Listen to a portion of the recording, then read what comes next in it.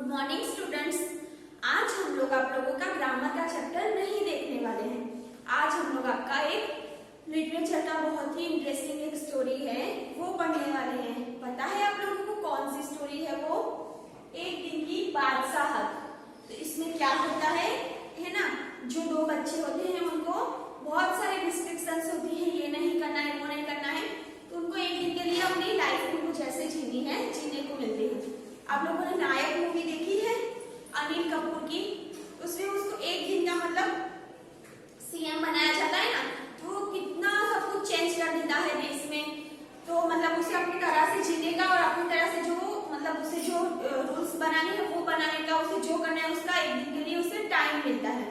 तो इसी तरह से ये स्टोरी में भी दो बच्चों की स्टोरी है, इसमें भी ऐसा ही है। चलो हम लोग देखते हैं क्या नाम है चैप्टर का। एक दिन की बादशाहत। आरिफ सलीम चलो फौरन सो जाओ। फौरन मीन्स तुरंत। आरिफ और सलीम से कहा जाता है कि चलो फौरन से जल्दी से सो जाओ। अम्मी की आवाज एन उस वक्त आती थी जब वे दोस्तों के साथ बैठे कव्वाली गा रहे होते थे या फिर सुबह बड़े मजे से आइसक्रीम खाने का के सपने देख रहे होते कि आप झिझोड़ कर आपका झिझोड़ कर जगा देगी, जल्दी उठो स्कूल का वक्त हो गया। अम्मी कब उठाती उन्हें? जब वो दोस्तों के साथ बैठकर कव्वाली गाते। कव्वाली मीन्स आप लोगों ने मूवीज में भी देखी होगी, या वो सूफी टाइप का होता है जिसमें बहुत सारे लोग नीचे बैठकर ऐसे हाथ से गाकर कव्वाली करते हैं, सूफी जैसा होता है वो। तो क्या बोलते हैं आरिफ और सलीम, जैसे ही वो दोस्तों के साथ बैठकर कव्वाली गा रहे होते हैं या कुछ बातें कर रहे होते हैं, तभी आपा मीन्स उनकी बहन होता है, सिस्टर को आपा कहा जाता है उर्दू में। देखिए आपा आकर उठा देती है, और जैसे ही हम लोग सुबह में कोई सपना देख रहे होते हैं या अच्छी नींद में होते हैं, तब आकर अम्मी उठा देती है कि चलो स्कूल का टाइम हो रहा है। आपा और अम्मी आकर उठा देते हैं कि चलो जल्दी से उठो।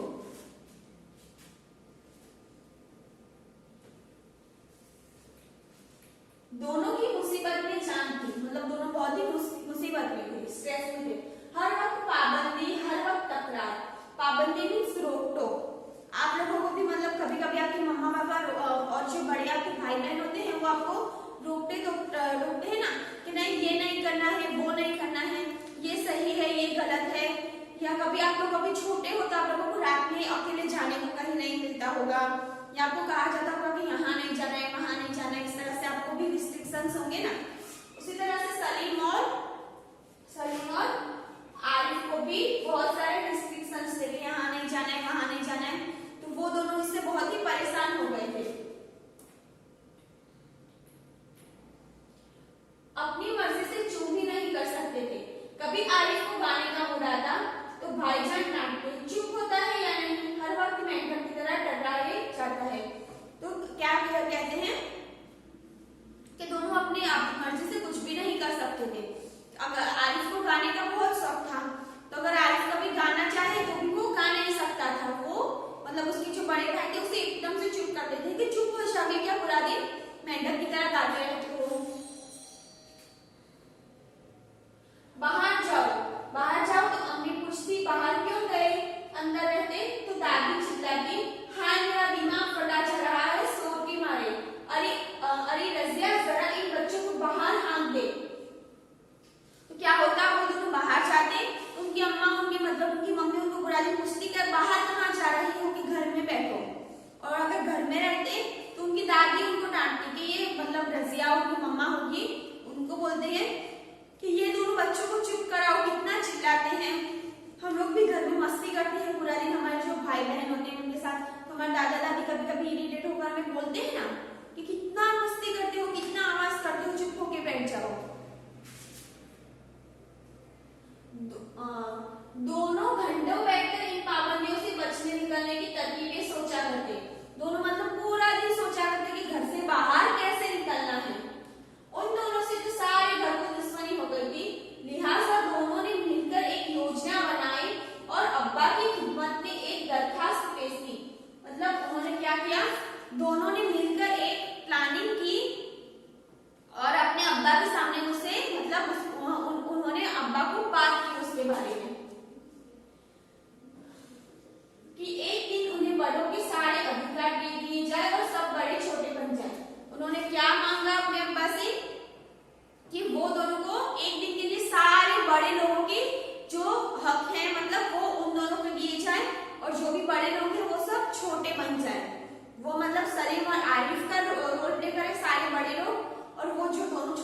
बच्चे हैं वो सब बड़ों का रोल प्ले करना चाहते थे जीतने के लिए।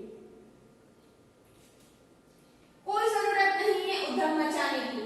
अम्मी ने अपनी आदत के अनुसार डांट पिटाई, लेकिन अब्बा जाने किस मूड में थे कि न सिर्फ मान गए बल्कि यह इकरार भी कर बैठे कि कल दोनों को हर किस्म के अधिकार मिल जाएं। तो उसकी अम्मा ने फिर से मना कर दिया कि ये कितना उधम मचा रहे हो, चुप होके बैठ जाओ। तो फिर क्या बोलते हैं, मतलब उसके अब्बा अच्छे मूड में होंगे तो उसके अब्बा बोलते हैं कि ठीक है कि तुम दोनों की ये बात मानी जाती है और कल के एक दिन के लिए तुम्हें सारे बड़ों के अधिकार दिए जाएंगे और तुम जो भी हुक्म करोगे वो भी माने जाएंगे। अभी सुबह होने में कई घंटे थे कि आरिफ ने अम्मी को झिझोड़ा और कहा, अम्मी जल्दी उठे, नाश्ता तैयार कीजिए। जैसे आरिफ और सलीम की अम्मी रोज उनको सुबह में जल्दी उठा देती थी, वैसे ही आज आरिफ ने और सलीम ने क्या किया, अपनी अम्मी को उठा दिया। अभी सुबह नहीं हुई, सुबह होने में देर थी, फिर भी उन लोग उसकी मम्मा को झिझोड़ कर उठा दिया और कहा उठिए और जल्दी से नाश्ता कीजिए। अम्मी ने चाहा एक झापड़ रसीद करके सो रहे, मतलब अम्मी ने क्या चाहा कि एक थप्पड़ मार के फिर से वो सो जाए, मगर याद आया कि आज तो उनके सारे अधिकार छीने जा चुके हैं। फिर दादी ने सुबह की नमाज पढ़ने के बाद दवाई खाना और बादाम का हरीरा पीना शुरू किया। तो आरिफ ने उन्हें रोका, तौबा है दादी, इतना हरीरा पिएंगी आप, पेट फट जाएगा। और दादी ने हाथ उठाया मानने के लिए। फिर अम्मी को याद आया कि आज उनके सारे अधिकार छीन गए हैं, आज के दिन के लिए सलीम और आरिफ की सारी बात सुननी है। फिर उनकी दादी नमाज पढ़कर हरीरा बनाकर वो आटे का और बादाम का सब बनाते हैं ना हम लोग भी, वैसा हरीरा बनाकर वो मतलब उसकी दादी जैसे पीती है। तो आरिफ क्या कहता है उन्हें कि दादी इतना हरीरा पियोगे तो आपका पेट फट जाएगा, कि कितना पियोगे। और तो दादी गुस्सा हो जाती है और उनको मारने की कोशिश करती है। नाश्ता मेज पर आया तो आरिफ ने खान सामा से कहा, अंडे और मक्खन वगैरह हमारे सामने रखो, दलिया और दूध बिस्कुट इन सबको दे दो। तो खान सामा होगा मतलब जो खाना बनाता होगा वो है, तो वो क्या बोलते हैं आरिफ क्या बोलता है कि हमें अंडा और मक्खन दो और जो दलिया बिस्किट वो सब है ये इन लोगों के आगे भेज दो। आपा ने कहर भरी नजरों से उन्हें घूरा, मगर बेबस थे क्योंकि रोज की तरह आज वह माल अपने लिए नहीं रख सकते थे। तो आपा ने क्या किया, मतलब गुस्से से वो दोनों को देखा पर वो कुछ भी कर नहीं सकते थे। क्यों? क्योंकि आज तो सब कुछ उनके हाथ में था, आरिफ और सलीम के हाथ में था, इसलिए वो चुप होकर बैठ गए। सब खाने बैठे तो सलीम ने अम्मी को टोका, अम्मी जरा अपने दांत देखिए, पान खाने से कितने गंदे हो रहे हैं। सब लोग खाने बैठे तो सलीम ने क्या कहा, अपनी मम्मा को डांटा कि छी तुम्हारे दांत कितने गंदे हैं, पान खा कर कितने गंदे हो गए हैं। आज वो लोगों को मतलब कोई डांट भी नहीं सकता था क्योंकि सारी की सारी बादशाहत वही है ना कि एक दिन की बादशाहत उनके हाथ में थी, आरिफ और सलीम के हाथ में, तो वो किसी को कुछ कह भी नहीं सकते थे और जो सारे लोग थे उनको वो दोनों की बात मानी थी। तो मैं तो दांत मान चुकी हूँ, अम्मी ने टालना चाहा। अम्मी ने क्या कहा टालते हुए बात को कि मैं तो दांत मान चुकी हूँ। नहीं चलिए उठिए, अम्मी हिवाला तोड़ चुकी थी, मगर सलीम ने जबरदस्ती कंधा पकड़कर उन्हें उठा दिया। अम्मी को गुसल खाने में जाते देखकर सब हंस पड़े, जैसे रोज सलीम को जबरदस्ती भगा के हंसते थे। तो सलीम ने क्या किया, अपनी मम्मी को गुसलखाना में बाथरूम में भेजा जबरदस्ती। तो आसपास के जितने उनके फैमिली मेंबर्स थे वो लोग हंसने लगे क्योंकि रोज जैसे सलीम को उसकी मम्मा जबरदस्ती बाथरूम में भेजती थी तो सब लोग जैसे हंसते थे वैसे आज उसकी मम्मा को देखकर सब लोग हंसने लगे। फिर वो अब्बा की तरफ मुड़ा, जरा अब्बा की गत देखिए, बाल बढ़े हुए सेव नहीं करते, कल कपड़े पहने थे और आज इतने मैले कर डाले, आखिर अब्बा के लिए कितने कपड़े बनाए जाएंगे। फिर उसने अपने उसके अब्बा की बात ली। वो अब्बा को बोलता है कि अब्बा आपने कल कपड़े पहने थे पर कितने गंदे कर दिए हैं, कितने मैले किए हैं, ये और कितने कपड़े बनवाएंगे आपके लिए। तो आरिफ और सलीम ने क्या किया, वो दोनों को रोज जिस बातों पर डांट पड़ती थी आज उसी बातों पर वो दोनों सब लोगों को डांटने लगे।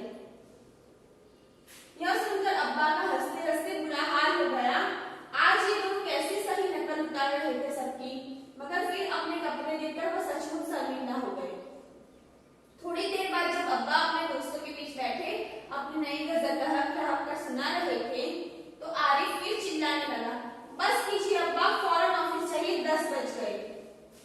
तो रोज जैसे आरिफ अपने दोस्तों के साथ बैठकर गाना गाता था तो उसके अब्बा उसे डांटते थे और चुप करवा देते थे। तो उसी तरह से आज उसके अब्बा सब दोस्तों के साथ गजल गाने के लिए बैठे तो आरिफ ने क्या किया, आरिफ ने अपने अब्बा को उसी तरह से डांटा कि अब्बा चुप हो जाइए और आपको ऑफिस चाहिए, कि चिल्लाना बंद कीजिए और ऑफिस चाहिए, गाना बंद कीजिए, चुप हो जाइए। अब्बा डांटते डांटते रुक गए। बेबसी से गजल की अधूरी पंक्तियां दांतों में दबाए पांव पटकते आरिफ के साथ खो लिए। अब्बा बोलना चाहते थे पर उनको फिर याद आया कि आज मैं कुछ बोल नहीं सकूंगा क्योंकि आप तो ये दोनों को सब ये दोनों को सब हक दिए गए हैं कि ये जो कहेंगे वही होगा। तो अब्बा ने क्या किया, वो चुपचाप आरिफ के साथ निकल गए। रजिया, जरा मुझे 5 रुपए तो देना। अब्बा दफ्तर जाने को तैयार होकर बोले, 5 रुपए का क्या करोगी? कार में पेट्रोल तो है। आरिफ ने टुनक कर अब्बा जान की नकल उतारी।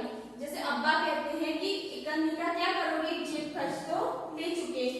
तो जब अब्बा ने 5 रुपए मांगे तो क्या बोलते हैं आरिफ और सलीम कि 5 रुपए क्यों चाहिए, कि गाड़ी में पेट्रोल तो है। तो जैसे रोज उसके अब्बा उसे वो पैसे मांगते थे तो बोलते थे ना तुम्हारे पास इकन्नी तो है, देखिए अब पैसों का क्या करना है, उसी तरह से वो दोनों ने उनकी नकल उतारी।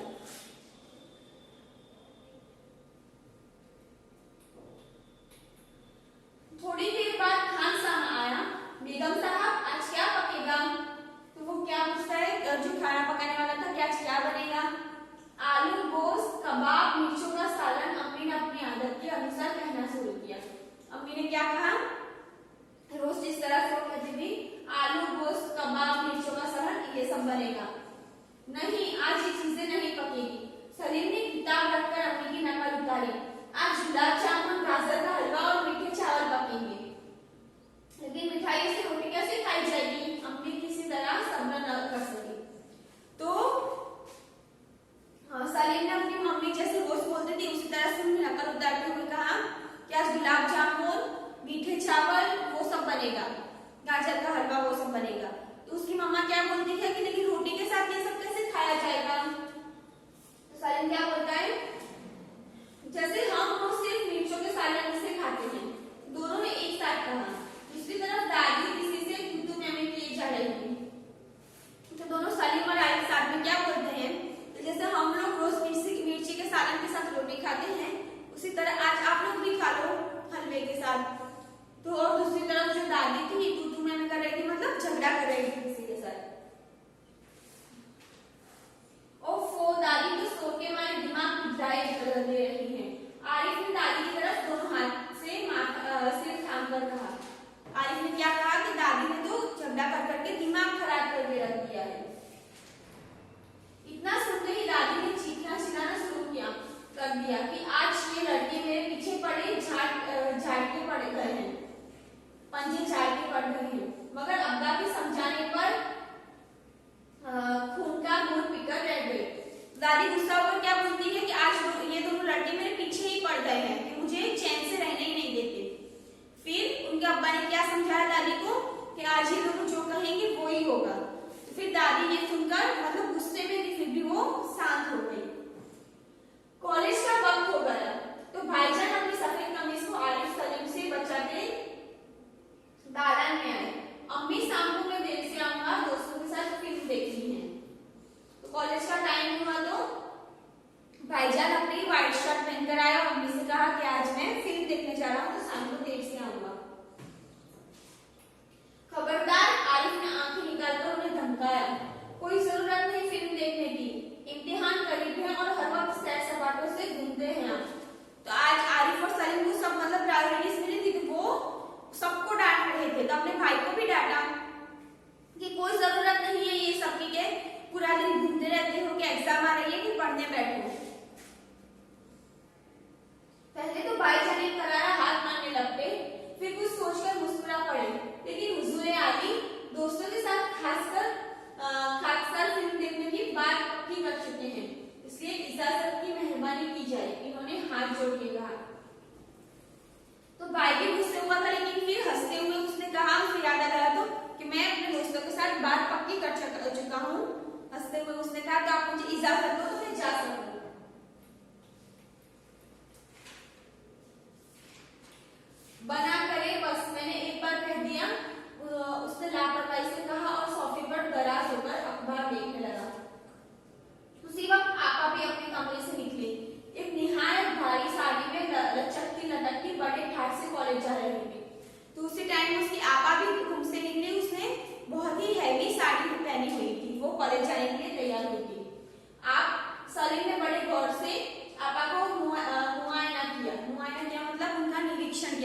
देखा कि ये सब क्या है, इतनी भारी साड़ी क्यों पहनी, शाम तक गायब हो जाएगी, गायब मीन्स खराब हो जाएगी, इस साड़ी को बदल कर चाहिए, आज वह सफेद वायर की साड़ी पहनी है। तो क्या बोलता है कि जाओ इतनी हैवी साड़ी पहन के आए तो शाम तक खराब हो जाएगी, कि वायर की मीन्स वो पतली साड़ी होगी, कि वो पहन क्या होगी, ये पहन के क्यों आए हो आज। अच्छा बहुत दे चुके हुक्म, आपा चिल गई। हमारे कॉलेज में आज फंक्शन है, उन्होंने साड़ी की सिकने दुरुस्त की। वो मतलब जो आपा है उन्होंने कहा कि आज हमारे कॉलेज में फंक्शन है, इसलिए मैं ये पहन के आई हूँ, तुम दोनों चुप रहो। हुआ करे मैं क्या करूं, सुना नहीं, अपनी इतनी अच्छी नकल देखकर आपा शर्मिंदा हो गई और बिल्कुल इसी तरह तो वो आरिफ और सलीम से उनकी मनपसंद कमीज उतरवाकर निहायत बेकार कपड़े पहनने का हुक्म लगाया करती है।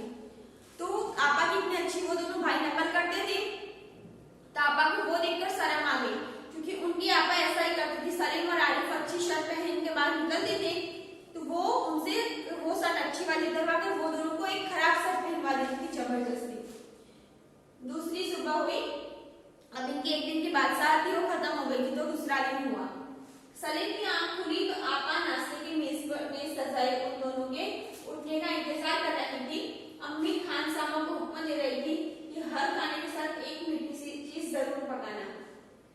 अंदर आरिफ के गाने के साथ भाईजान मेज का तबला बजा रहे थे और अब्बा सलीम से कह रहे थे, स्कूल जाते वक्त एक चवन्नी जेब में डाल लिया करो, क्या हर्ष है। एक चवन्नी 25 पैसे, उस जमाने में नोट मतलब ऐसे 25 पैसे 50 पैसे ऐसे भी हुआ करते थे।